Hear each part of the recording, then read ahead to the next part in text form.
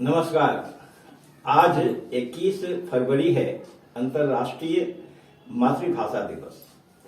अंतर्राष्ट्रीय मातृभाषा दिवस बेहद अहम है मातृभाषा के प्रचार और प्रसार के लिए। झारखंड के लिए ये खास मायने रखता है। आज इसी संदर्भ में बातचीत करने के लिए झारखंड में मातृभाषा के सवाल पे हमारे साथ वैज्ञानिक चेतना के स्टूडियो में मौजूद हैं कुमार चंद्र मार्डी।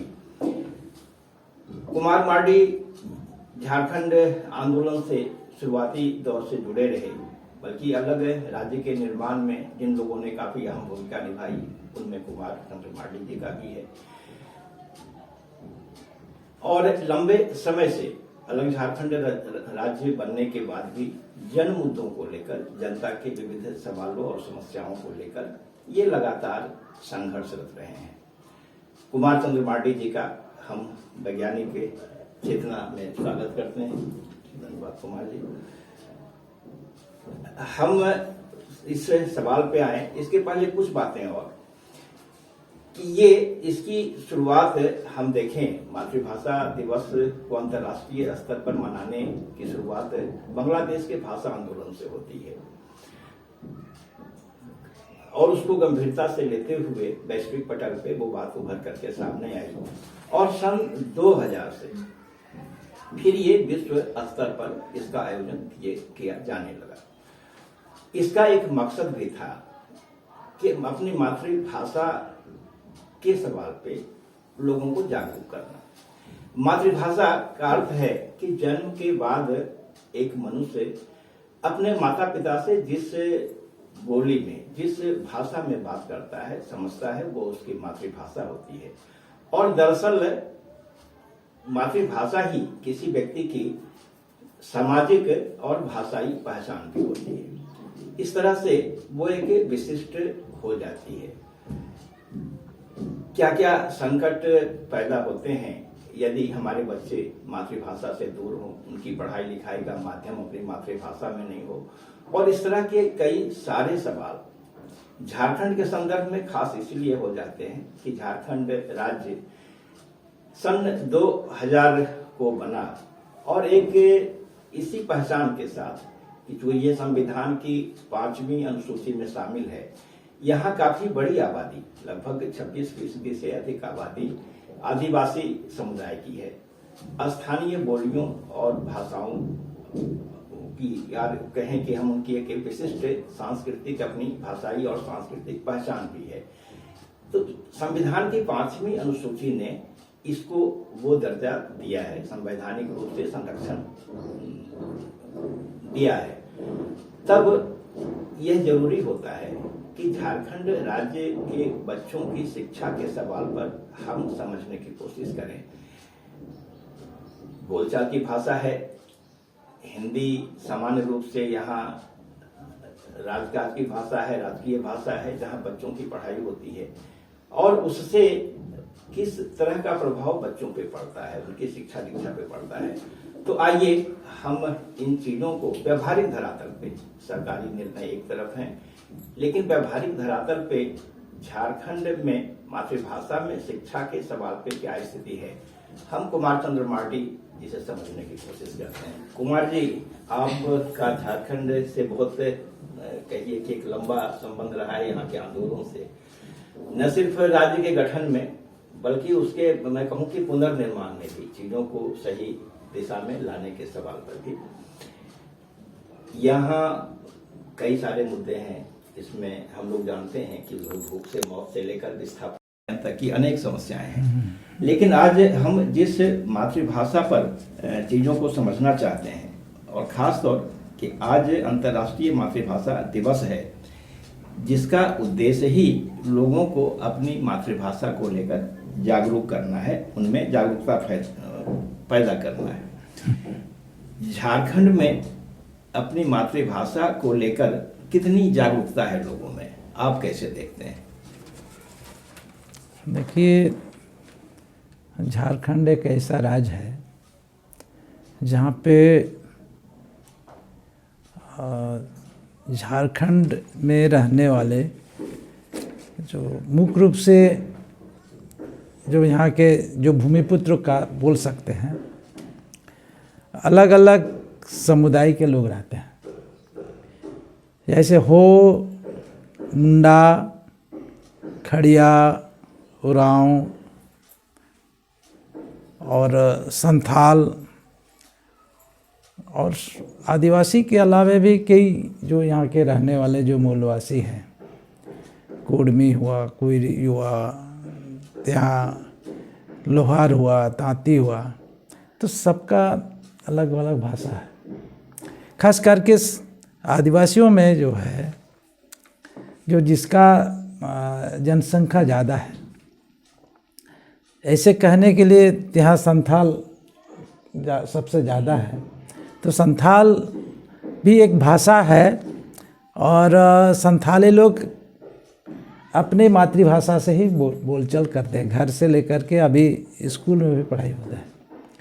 पहले यह भाषा का प्रचार प्रसार उतना नहीं हुआ था, लेकिन जब पंडित रघुनाथ मुर्मू ने इसका भाषा का लिपि का आविष्कार किया, तो उसके बाद इसका प्रचार प्रसार होने लगा।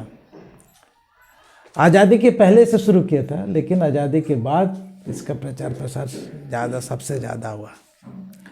तो इसका एक अलग महत्व है। जो घर में बोलते हैं, घर में जब बच्चा पैदा होता है, पैदा होने के बाद माँ के साथ जो बोलचाल की जो भाषा है, वो अपनी मातृभाषा से बोलचाल करते हैं। इसीलिए मातृभाषा के एक अपना अहम इसका ये है, महत्व है। और घर से लेकर स्कूल तक, क्योंकि यहाँ तो आदिवासी मतलब पिछड़ा इलाका है, यहाँ पढ़ाई का सुविधा तो अपनी मातृभाषा में नहीं था। लेकिन अब लोगों में जब जागरूकता आया कि भाई हम क्यों अपनी मातृभाषा में नहीं पढ़ेंगे, हम हिंदी या दूसरे भाषा में क्यों पढ़ेंगे। और भी भाषा पढ़ना जरूरी है, लेकिन सबसे पहले प्राइमरी जो शिक्षा है, बुनियादी जो शिक्षा है, वो हम अपनी मातृभाषा से शिक्षा ग्रहण करें। तो इसलिए ये चेतना जागृत हुआ, अपने अंदर एक ललक पैदा हुआ कि हम अपनी मातृभाषा में शिक्षा ग्रहण करें। इसलिए मातृभाषा जो दिवस है, और इसलिए ये तो यूनाइटेड नेशन ने घोषणा की है ना, क्योंकि दुनिया में जो भी अपेक्षित भाषा है, जो विलुप्त हो रहा है, ख़त्म होने के कगार पर है, उस भाषा को कैसे जीवित रखा जाए, तो उसके लिए तो शुरुआत करना चाहिए। और शुरुआत कहाँ से करेंगे, तो अपना जो लोग है, अपने जो लोग जिस भाषी के लोग हैं, वो वहाँ से शुरुआत करना चाहिए। तो यहाँ झारखंड में भी संथाली के साथ साथ हो, मुंडा, उरांव या कुडुक, इन भाषी के लोग अपने अपने इलाका में, अपने जहाँ जो जिस तरह से लोग रहते हैं, वहाँ पर शुरुआत किया। और इसी तरह से जब ये यूनाइटेड नेशन ने घोषणा किया कि मातृभाषा दिवस मनाने का क्यों ज़रूरत पड़ा, मातृभाषा दिवस इसलिए मनाने का ज़रूरत पड़ा कि दुनिया में जो भी भाषा है, और ख़ास करके जो विलुप्त होने वाला भाषा है, जो पढ़ाई लिखाई नहीं होता है, सिर्फ बोलचाल के भाषा के रूप में है, तो उसको और कैसे व्यापक स्तर पर अपने समुदाय के अंदर में, और झारखंड जैसे राज्य में तो इसका ज़्यादा महत्व हो जाता है।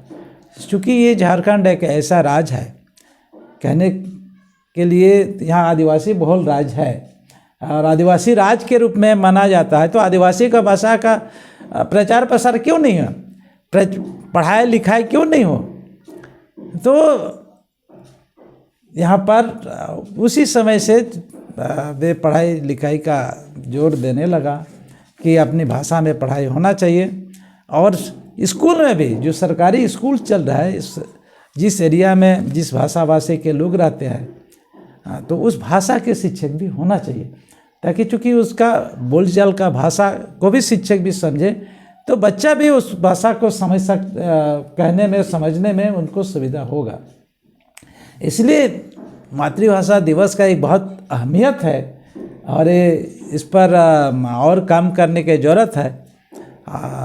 ऐसे तो लोग लगे हैं कई इस तरह से अपने अपने जगह पर अपने अपने लोग लगे हैं और मीडिया से लेकर के सारे जो जनसेवक है या सेवा के दृष्टि से जो लोग काम कर रहे हैं, तो भाषा के दृष्टिकोण से लोग लगा हुआ है और इसलिए अंतर्राष्ट्रीय जो भाषा दिवस है, इस भाषा दिवस को सम्मान के साथ कई जगह सिर्फ झारखंड के अलग में भी, झारखंड स्टेट के अलावा भी कई जगह लोग भाषा दिवस मनाते हैं। चलिए, आपने कई बातें स्पष्ट की झारखंड के संदर्भ में, जो भाषा की मौजूदा स्थिति। इसमें एक बात आपने कही कि पूरे विश्व में भाषाएं लुप्त होने की स्थिति में जा रही हैं क्रमशः। क्या झारखंड में भी ये खतरा है कि कुछ वैसी बोलियां जो छोटे छोटे समुदाय के लोग बोलते हैं, जिनके साथ लिपि की समस्या है, किताबों के छपने की समस्या है, तो भाषाओं के लुप्त होने का खतरा क्या झारखंड में भी है? हाँ, यहाँ जैसे कई जो आदिम जनजाति के लोग हैं, जो पहाड़ में रहने, अभी भी पहाड़ में रहने वाले कई जनजाति है जो जिसको आदिम जनजाति कहते हैं, उसी तरह से और भी जो जाति है जिसका भाषा तो है, बोली तो है, लेकिन उसका कोई लिपि नहीं है, जिसके चलते पढ़ाई लिखाई का जिस तरह से व्यवस्था होना चाहिए नहीं हो पा रहा है। इसीलिए यहाँ जैसे भूमिज जनजाति जो है, यहाँ सिंहभूम में तो उनका जनसंख्या भी अच्छा खासा है, लेकिन वो भाषा के प्रति उतना सजग नहीं थे, तो जहाँ जहाँ रहते थे उसी भाषा को बोलचाल में अपने ले लेते थे। जिस तरह से वो लोग बांग्ला भाषाभाषी ज़्यादातर प्रभावित किया, अपना मातृभाषा को छोड़ करके घर में भी बाहर में भी पढ़ाई लिखाई में भी उसका इस्तेमाल किया। तो यहाँ भी मातृभाषा का विलुप्त होना एक बड़ा कारण है कि यहाँ जो विस्तारवादी जो भाषा है, मतलब जो धनी भाषा के रूप में, या जो हर तरह से भाषा के मामले में पढ़ाई लिखाई और साथ साथ लोगों का ज़्यादा आकर्षण है, उस भाषा के प्रति लोगों का ध्यान जाता है, तो इसलिए अपनी मातृभाषा के प्रति लोगों का ध्यान उतना नहीं था। लेकिन अब जब से ये भाषा का के ऊपर में लोगों का ध्यान गया, और भाषा एक ऐसा चीज़ है जो अपनी जो पहचान है उसी भाषा से मिलता है कि आप किस भाषा को बोलते हैं। बिल्कुल, बिल्कुल। तो इसीलिए लोगों का ध्यान आकृष्ट हुआ और अपनी भाषा में लोग प्रचार प्रसार के साथ साथ अपने घरेलू भाषा के रूप में तो इस्तेमाल करते हैं, लेकिन बाहर में भी एक संपर्क भाषा के रूप में कैसे विस्तार किया जाए, कैसे इसका प्रचार प्रसार हो, इस पर लोगों का ध्यान गया। और अभी ऐसे लोग भी अब अपनी भाषा के प्रति प्रेम और श्रद्धा के साथ बोलते हैं अपनी भाषा के प्रति। इसमें इस पहलू को हम लोग थोड़ा समझने की कोशिश करें। आपने ठीक कहा कि विकास के लिए, बच्चों के सही मानसिक विकास के लिए मातृभाषा में शिक्षा बहुत अहम है। इसको विशेषज्ञ भी स्वीकार करते हैं, भाषा विज्ञानी भी, समाज विज्ञानी भी। झारखंड में जो स्थानीय बोलियां हैं या भाषाएं हैं या आदिवासी भाषाएं हैं, तो उसमें पढ़ाई लिखाई की क्या स्थिति है? प्राथमिक स्तर पर किन किन भाषा में किताबें उपलब्ध हैं, या सिलेबस है, या पढ़ाई हो रही है? तो पढ़ाई में मातृभाषा की स्थिति क्या है प्राथमिक शिक्षा में? ऐसे तो अभी झारखंड में संथाली, मुंडारी और हो बारांचीती जो भाषा लिपि है, तो उस भाषा में अभी किताबें उपलब्ध हैं और पढ़ाई भी हो रहा है। लेकिन स्कूल में तो प्राइमरी जो शिक्षा है, प्राइमरी शिक्षा में तो उतना लोगों का ध्यान नहीं गया, लेकिन हायर एजुकेशन में जो ग्रेजुएशन के बाद में पीजी में भी इसका पढ़ाई होने लगा है। जो रांची यूनिवर्सिटी में, कोल्हान यूनिवर्सिटी में, संथाल प्रोग्राम में, दुमका का जो इलाका में सिद्धू कान्हू विश्वविद्यालय में, भागलपुर यूनिवर्सिटी में, इस तरह से अलग अलग विश्वविद्यालय में इसका पढ़ाई। ये काफ़ी पहले हुआ। मैंने मुझे लग रहा है कि 80 के दौर में ही जैसे रांची यूनिवर्सिटी में भी क्षेत्रीय भाषा विभाग का गठन हुआ। हाँ, अलग से डॉक्टर रामदयाल मुंडा उसका बुलाए गए हेड बना करके, मुझे याद है मैं उस यूनिवर्सिटी में था। तो हायर एजुकेशन में शुरू करना स्थानीय भाषाओं में पढ़ाई और प्राइमरी लेवल पे शुरू नहीं करना कि यदि बच्चे बेस नहीं मिलेगा, बच्चे शुरू से ही वो सीख करके आगे नहीं बढ़ेंगे, तो हायर एजुकेशन में कैसे वो ज़्यादा प्रभावी होंगे? नहीं, ये तो दिक्कतें हैं और हम लोग शुरू से ही मांग करते रहे हैं और ये मानते भी हैं कि प्राइमरी एजुकेशन से शुरुआत करना चाहिए, ताकि बच्चा भी गौरव महसूस करे कि हम अपनी मातृभाषा में शिक्षा दीक्षा का जो पहला शिक्षा हम अपना मातृभाषा में गौरव के साथ, सम्मान के साथ ग्रहण करें और सीख रहे हैं। तो ये क्यों नहीं हो पा रहा है? बाधा कहाँ है? ये तो सरकार का इच्छा शक्ति को कमी, इच्छा शक्ति की कमी है। और जिस तरह से भाषाई आंदोलन शुरुआती दिनों में जो भाषा आंदोलन हुआ कि हमारी भाषा को भी जो भी यहाँ के क्षेत्रीय भाषा के रूप में बोली जाते हैं उसको संविधान के 8वीं अनुसूची में शामिल होना चाहिए। तो इसके लिए काफ़ी आंदोलन चला, मतलब जगह जगह धरना प्रदर्शन लेकर के रेल रोको आंदोलन भी चला। तो उसी तरह से अब भी जिस तरह से भाषा को 8 शेड्यूल में लाने का आंदोलन चला, प्राइमरी एजुकेशन को लागू करने के लिए और यहाँ का शिक्षक कैसे बहाली होगा, क्योंकि उस भाषा भाषी का शिक्षक हुआ तभी ना पढ़ा सकता है। तो दूसरा जो अन्य भाषा भाषी के जो शिक्षक का भी है तो वो तो नहीं पढ़ा सकते हैं, वो तो जानते, भाषा भी नहीं जानते हैं, भाषा का ज्ञान भी नहीं है। तो इसीलिए इस दिशा में जन संगठन या जन आंदोलन जो भी यहाँ काम करने वाले समाज के जो बुद्धिजीवी वर्ग है या समाज के जागरूक लोग हैं, चेतनशील लोग हैं, ऐसे लोगों को इस पर और व्यापक रूप से करना चाहिए, ताकि सरकार का ध्यान आकृष्ट हो और सरकार भी मजबूर हो करके शिक्षक का बहाली करे। एक मुद्दे की ओर ध्यान दिलाएंगे आपका। अभी हाल में जो राज्य सरकार है, राज्य सरकार ने लगभग 250 जिलों में एक पायलट कार्यक्रम के रूप में शुरू किया है मातृभाषा में पढ़ाई का सिलसिला, एक प्रयोग के तौर पे 250 स्कूल में अभी शुरू करेंगे और फिर आगे बढ़ाएंगे उसको। लेकिन जो कुल अनुभव आ रहे हैं कि कई सारे गार्जियन हैं जो नहीं चाहते हैं कि हमारे बच्चे अपनी बोली या मातृभाषा में पढ़ें, क्योंकि उनको लगता है कि भविष्य क्या बनेगा यदि बच्चे हायर एजुकेशन में जाना चाहें, या कोई रोज़गार, नौकरी या जॉब का सवाल आएगा, कैरियर का सवाल आएगा, तो बच्चे पिछड़ जाएंगे।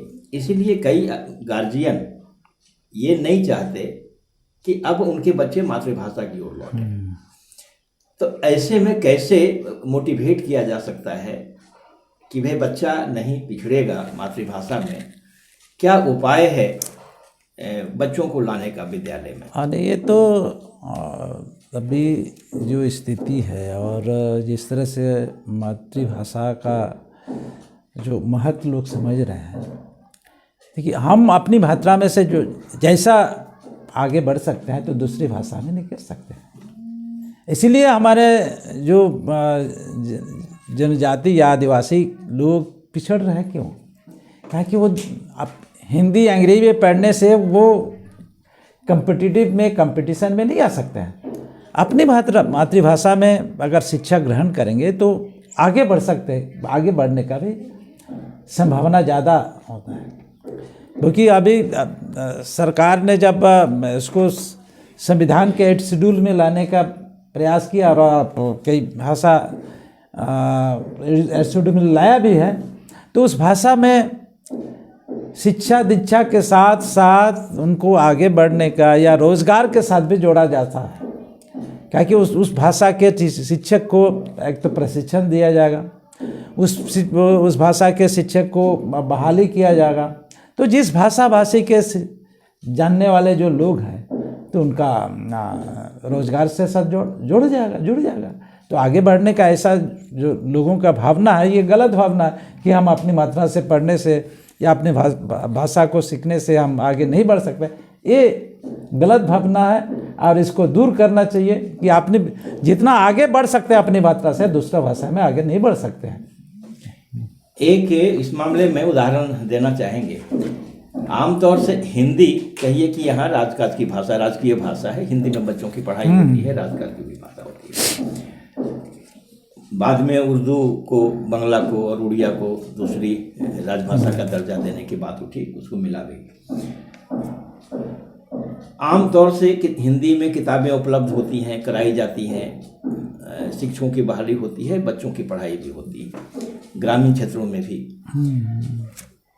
भाषा का सवाल भी बच्चों के लिए परेशानी का कारण बनता है कि वो पाठ्यक्रम समझ नहीं पाते सही और अंततः पढ़ाई छोड़ देते हैं, उनकी अरुचि होती है। अब जो आंकड़े कहते हैं, यदि हम पिछले सेंसस का आंकड़ा भी देखें तो लगभग 60% बच्चे 8 के पहले पढ़ाई छोड़ देते हैं। और यदि हम आदिवासी बच्चों की बात अलग से करें तो वो संख्या और बढ़ती है, लगभग 80% के आसपास पहुंच जाती है। तो जिस समाज में यदि हमारे 60 या 70% बच्चे 10 बोर्ड के पहले ही पढ़ाई छोड़ दें, उनका भविष्य क्या होगा? तो ये जो ड्रॉप आउट रेट है, छीजन दर है बड़ी संख्या में बच्चों की पढ़ाई छोड़ने का, आप इसको कैसे देखते हैं? क्या वजह है आपके नज़र में है ये, और कैसे इसको ठीक किया जा सकता है? देखिए, ये तो स्थिति तो शिक्षा का जो स्थिति है, दुर्गति है बिहार के समय से भी और उसके बाद में भी, जिस तरह से शिक्षा के प्रति लोगों का एक जन चेतना आना चाहिए, और ख़ास करके जनजाति या आदिवासियों के बीच में शिक्षा का प्रसार ठीक ढंग से, सही मायने में ईमानदारी के साथ नहीं किया गया। और ये भी कारण है ड्रॉप आउट का, और एक मातृभाषा भी एक कारण है कि घर में बच्चा अपनी मातृभाषा में बोलचाल करते हैं अपने माँ परिवार के साथ, और एक संपर्क भाषा के रूप में भी हाट बाजार में संपर्क भाषा के रूप में व्यवहार करते हैं। तो जिस तरह से आगे अपनी मातृभाषा में आगे बढ़ने का उसको मौका है वो नहीं मिल पाता है, क्योंकि घर में एक भाषा बोलते हैं, स्कूल में दूसरी भाषा में पढ़ाई होती है, शिक्षक भी दूसरा भाषा भाषी के शिक्षक है, तो उसको दोहरी बोझ जो है, दोहरी बोझ उनके ऊपर पड़ता है। तो ये भी कारण है कि उसको रुचि नहीं जागना, बिल्कुल, हाँ, पढ़ाई के प्रति। और इसके कारण ड्रॉप आउट तो बहुत बुरा स्थिति हो गया कि जो भी पढ़ाई का स्थिति है यहाँ, आप शुरू से भी अगर देखेंगे ड्रॉप आउट का बहुत बुरा स्थिति है। स्कूल बच्चे में जाते हैं, प्राइमरी शिक्षा के बाद मिडिल तक जाते जाते ड्रॉप आउट हो जाता है, बिल्कुल बिल्कुल, आधा से ज़्यादा ड्रॉप आउट हो जाता है। मैट्रिक तक जाते जाते कम से कम 10% ही बच जाता है, हायर एजुकेशन का तो बात दूर है जी, बिल्कुल। तो ये जो ड्रॉप आउट का जो मामला है, तो ये तो व्यापक तौर पर एक न केवल एक योजना के तहत या शिक्षा का जो ये है, मैंने जिस तरह से सरकार और समाज के लोग, जागरूक समाज के लोग शिक्षा के प्रति जागरूक होना चाहिए, और इसको व्यापक जन आंदोलन के रूप में जहाँ भी आए दुर्गति है, जो स्थिति है, उसको आगे बढ़ाने का काम हो सकता है। लेकिन अब अभी इधर जो लोगों का थोड़ा जागरूक बढ़ा है और ड्रॉप आउट भी थोड़ा कम हो रहा है, क्योंकि सरकार भी इस पर ध्यान दिया है कि ड्रॉप आउट नहीं होना चाहिए। अगर जहाँ जिस स्कूल में ड्रॉप आउट होगा तो वहाँ शिक्षक के ऊपर भी कुछ पनिशमेंट देने का इस तरह का व्यवस्था किया।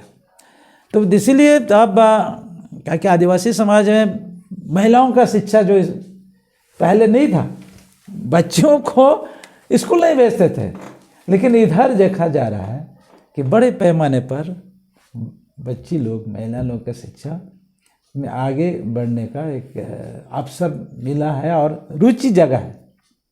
इसलिए थोड़ा सा एक समाज के अंदर में जागरूकता पैदा हुआ, एक रुचि पैदा हुआ और पढ़ाई लिखाई में ज़्यादा ध्यान लोगों का है कि अगर पढ़ेंगे नहीं, लिखेंगे नहीं, समझदार नहीं बनेंगे, अच्छा सज्जन नागरिक नहीं बनेंगे, ये भी अपने को गौरव महसूस करने का लोगों में दिया है कि पढ़ाई लिखाई अगर अच्छा से करेंगे तो हमको अच्छा नौकरी मिलेगा, हमको एक सम्मान भी मिलेगा, एक गौरव भी महसूस करेंगे, एक चेतनशील नागरिक के रूप में मेरा भी पहचान होगा। ये जागरूकता पैदा हुआ है, तो इसको और व्यापक करना चाहिए। जब इतना लोग लगा हुआ, देश और दुनिया के लोग लगा हुआ है कि जो भी विलुप्त होने वाला भाषा है, जो भी जहाँ पर पिछड़ा तबका के लोग हैं, जो शिक्षा के दृष्टि से लोग पिछड़ गए हैं, पीछे हैं, तो वहाँ पर और आगे बढ़ने का एक मौका है। लेकिन इसीलिए जहाँ पर आदिम जनजाति के लोग जो पहाड़ में रहते हैं, जहाँ स्कूलें नहीं हैं, तो उस जगह में तो विशेष ध्यान देने की जरूरत है। अच्छा, इसको हम यदि देखें कि संविधान की 8वीं अनुसूची में झारखंड से अब तक सिर्फ एक भाषा को जगह मिली है, संथाली को जगह मिली है, जबकि और भी कई भाषाएं हैं, बोलियां हैं, पुस्तकों का प्रकाशन हो रहा है, पढ़ाई लिखाई हो रही है। तो यदि कुल मिलाकर हम समझें कि झारखंड में भाषा के विकास के सामने क्या समस्याएं हैं, चुनौतियां क्या हैं, विकसित होने के रास्ते में बाधा क्या है, मैंने सभी को मिलाकर देखें झारखंड की जो भाषाएं हैं या बोलियां हैं। आज चुनौती तो चौतरफा चुनौती है। क्या मानते हैं चुनौती उसके विकास के सामने? मैंने इसलिए चौतरफा चुनौती है क्योंकि एक तो भाषा का जो आगे नहीं बढ़ने का, भाषा को आगे डेवलप करने का जो तौर तरीका है, जिस तरीक़ा से भाषा आगे बढ़ रहा है या आगे बढ़ने का मौका मिला है, तो ऐसा मौका एक तो नहीं देना। सरकार के प्रति भी चुप्पी रहते हैं, चुप्पी के चलते उनका ध्यान इसका ज़्यादा नहीं देते हैं। और जिस तरह से सरकार के अंदर लोग हैं या सरकार के में जो लोग जाते हैं, जो जनप्रतिनिधि हैं, वो भी जिम्मेदार है, क्योंकि आपने अपनी भाषा के प्रति लोगों को जब तक जागरूक नहीं करेंगे या जो पिछड़ा हुआ जो भाषा है उस भाषा को आगे बढ़ने का मौका नहीं देंगे, विशेष अवसर नहीं देंगे, जो पिछड़ा हुआ, जो पीछे पीछे रह गया है, तो उसको तो विशेष मौका देना ही पड़ेगा ना, देना भी चाहिए। जब तक विशेष मौका नहीं देगा, विशेष अवसर नहीं मिलेगा, तो वो आगे कंपटीशन में नहीं आ सकता है। इसीलिए ये सब भी कारण है और समाज के लोग भी कारण है कि समाज के लोग जिस तरह से काम करना चाहिए वो शायद नहीं काम हो रहा है, और जिसके चलते मुट्ठी भर लोग ही इस काम पर लगे हैं, जो भी रुचि है, इंटरेस्ट है, जो लोग सजग नागरिक के रूप में है, अपने को मानते हैं कि भाई हम प्रगतिशील लोग हैं और हमको इस प्रति काम करना चाहिए, और इसको एक व्यापक तौर पर प्रचार प्रसार के साथ साथ सरकार का भी ध्यान आकृष्ट हो, समय समय पर सरकार का भी ध्यान आकृष्ट करने के लिए जन जागरूकता का काम होना चाहिए समाज के अंदर में, और सरकार के प्रति भी ध्यान आकृष्ट करने के लिए संघर्ष का भी कार्यक्रम होना चाहिए।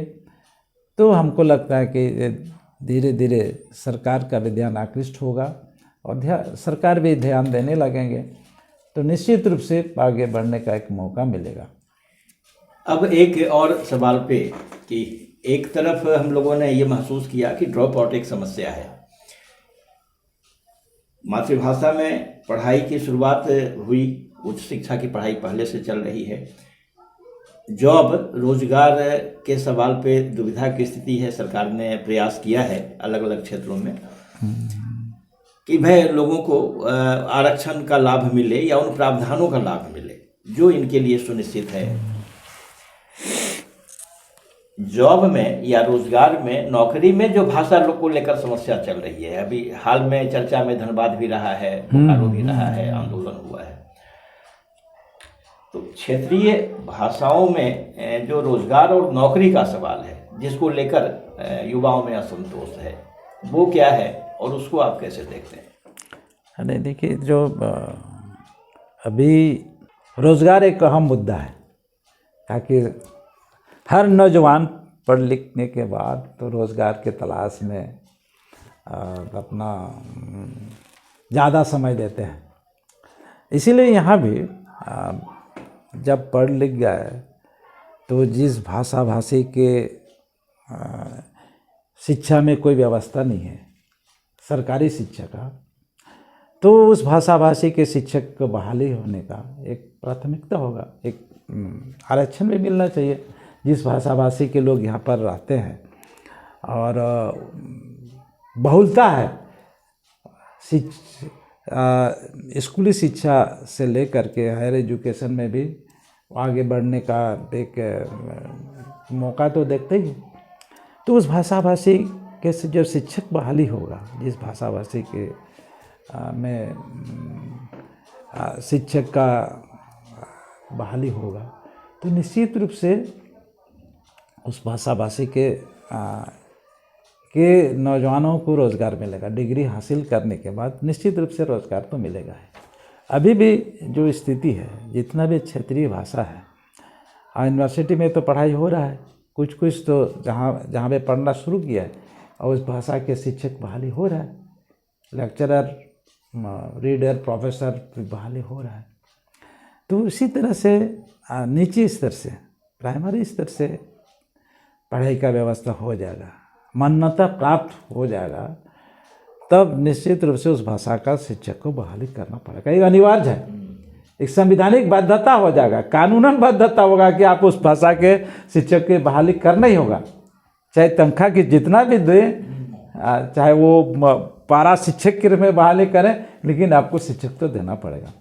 तो रोज़गार के दृष्टि से लोगों का ध्यान तो गया है, नौजवानों का, कि अगर इस भाषा को सरकार मान्यता मिल गया तो उस भाषा का शिक्षक निश्चित रूप से बहाली होगा। तो अभी भाषा के सवाल पे जो विवाद उभरा है, कुछ युवा इस मुद्दे को उठा रहे हैं, जिसकी चर्चा मैं आपसे किया, हाँ, वो है आपके ध्यान में, उसको आप कैसे देख रहे हैं? जो धनबाद और बोकारो में प्रसंग उठा है बहाली को लेकर के। नहीं, भाषा तो सबका सम्मान है वहाँ दरअसल, हाँ, मगही और इनको अंगिका को स्थानीय बोलियों में शामिल किया गया, और प्रतिरोध इसी बात को लेकर है कि जो झारखंडी युवा का कहना है कि ये यहाँ की स्थानीय बोलियां नहीं हो सकती, जबकि ये प्रावधान पिछली सरकार ने ही जो डोमिसाइल नीति जो बनाया, जो 85 को आधार माना, 1985 को यदि आधार मानते हैं, यानी अलग राज्य बनने के 15 वर्ष पहले छत्तीसगढ़ भी का आधार वही था कि 15 साल पहले हम ले जाते हैं। तो अब है क्या कि यदि एक आधार सरकार ने तय किया तो कानून उसी हिसाब से अपना रास्ता चुनता है, तय करता है। और अभी तो सरकार यहाँ है, हेमंत सोरेन की सरकार है, और उसी कानून जो प्रावधान उनके रहे होंगे, उनके प्रावधान के तहत उन्होंने वो स्वीकृति दी जॉब में।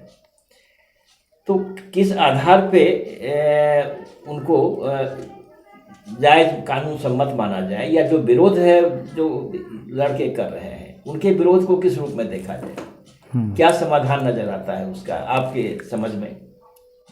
एक तो भाषा के प्रति लोगों का जो दृष्टिकोण है, जो समझ है, ये तो चाहे जो भी भाषा बोले, जो है बोलचाल की भाषा हो, उसको तो सम्मान करना चाहिए। ताकि उसका जनसंख्या जितना भी कम हो, लेकिन सम्मान के साथ तो देखना चाहिए। लेकिन जहाँ तक यहाँ तो रोज़गार से जोड़ा जा रहा है,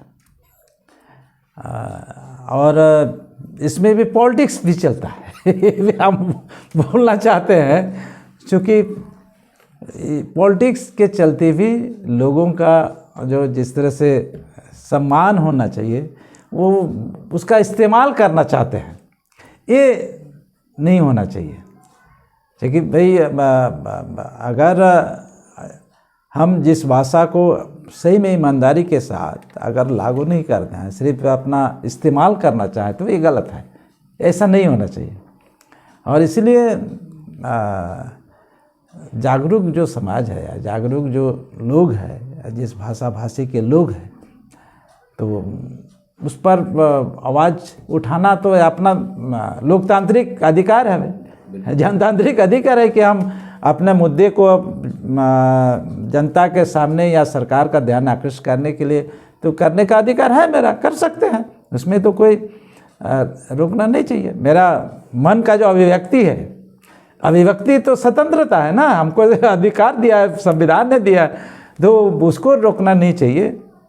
लेकिन जहाँ तक रोज़गार का जो सवाल है, रोज़गार तो दिनों दिन तो बढ़ रहा है। बेरोज़गार की समस्या आप इतना जटिल हो रहा है कि जनसंख्या भी बढ़ रहा है।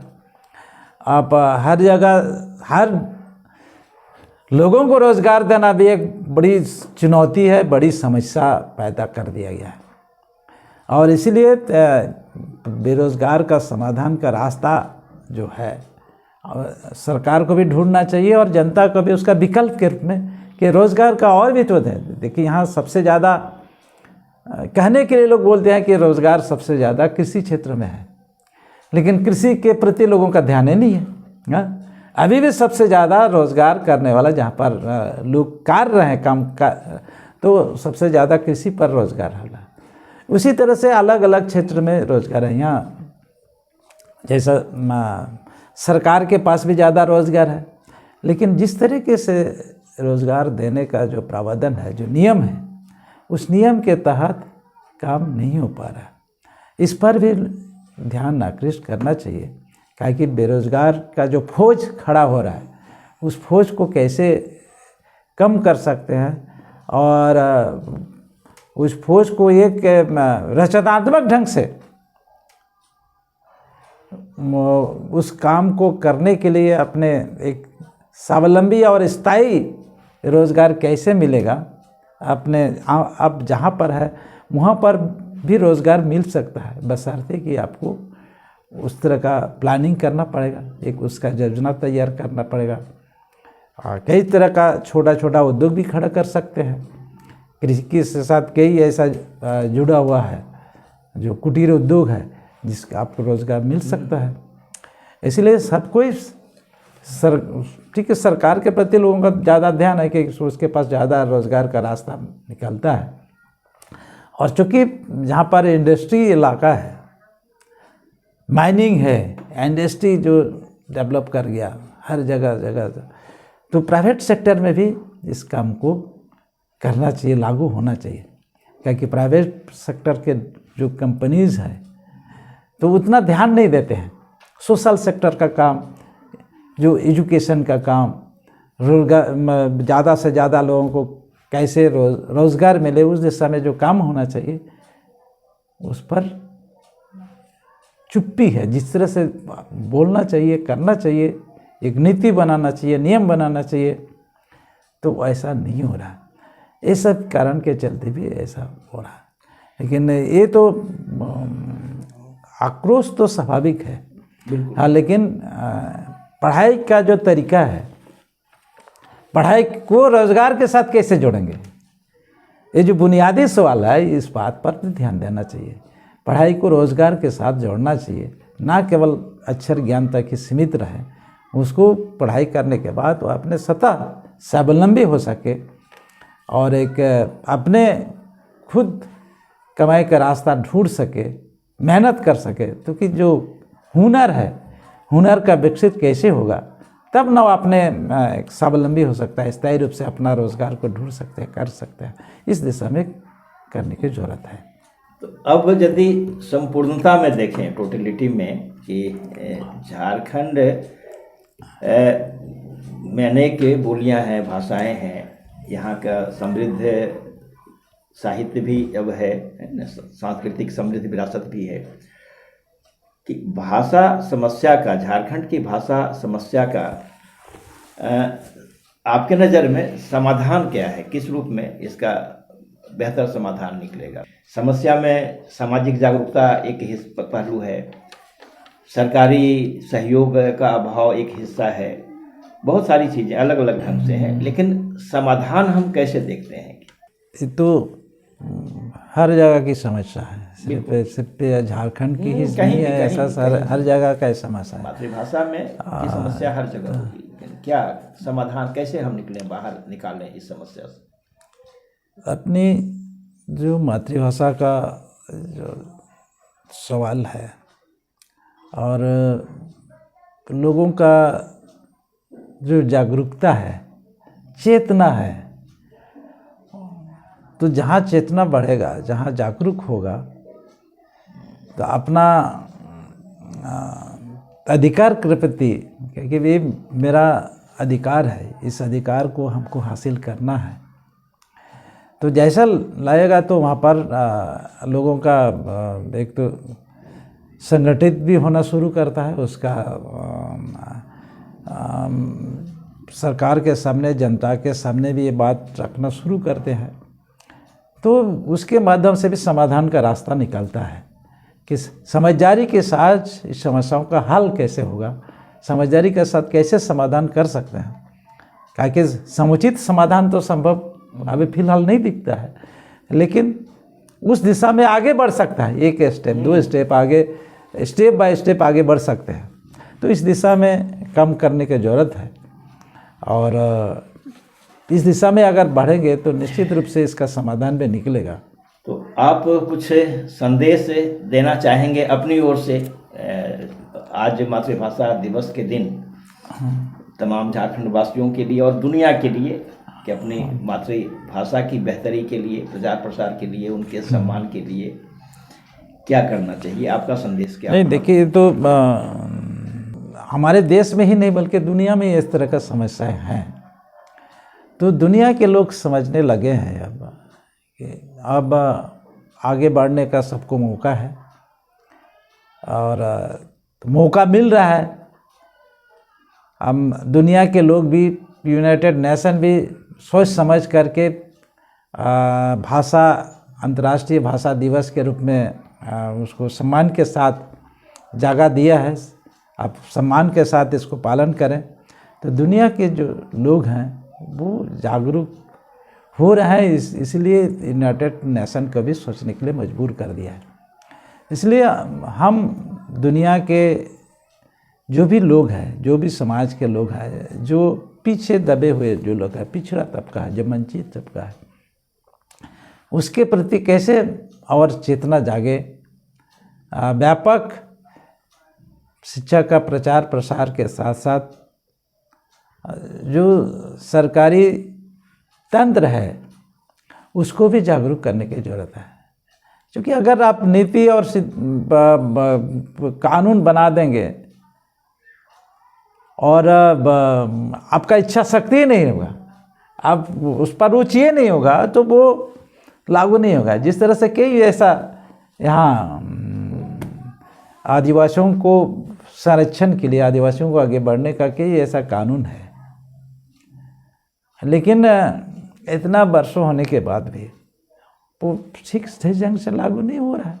तो नहीं लागू होने का एक तो सरकारी तंत्र, सरकारी जो मुलाजिम है उसके साथ साथ जनप्रतिनिधि और समाज के लोग भी जागरूक करने के लिए समाज को आगे बढ़ने का एक अच्छा अवसर है और इसलिए उस दिशा में हम लोग को काम करने का ज़्यादा ज़रूरत है और व्यापक जन आंदोलन के रूप में इसको चलाने का ज़रूरत है। धन्यवाद कुमार जी, आप वैज्ञानिक के चेतना के स्टूडियो में आए और आज विशेष दिन अंतर्राष्ट्रीय मातृभाषा दिवस के दिन आपने झारखंड के बहुत सारे पहलुओं पर चर्चा की, बातचीत की, महत्वपूर्ण संदेश दिया।